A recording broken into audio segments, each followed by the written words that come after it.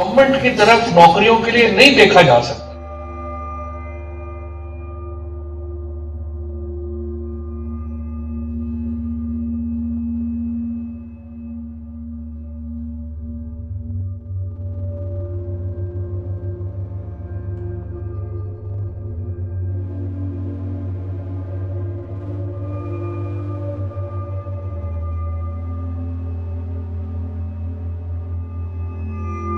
वो कोई नौकरियां दे। मैं आपको दोबारा ये बताना चाहता हूँ कि गवर्नमेंट तो 400 महकमे खत्म कर रही है।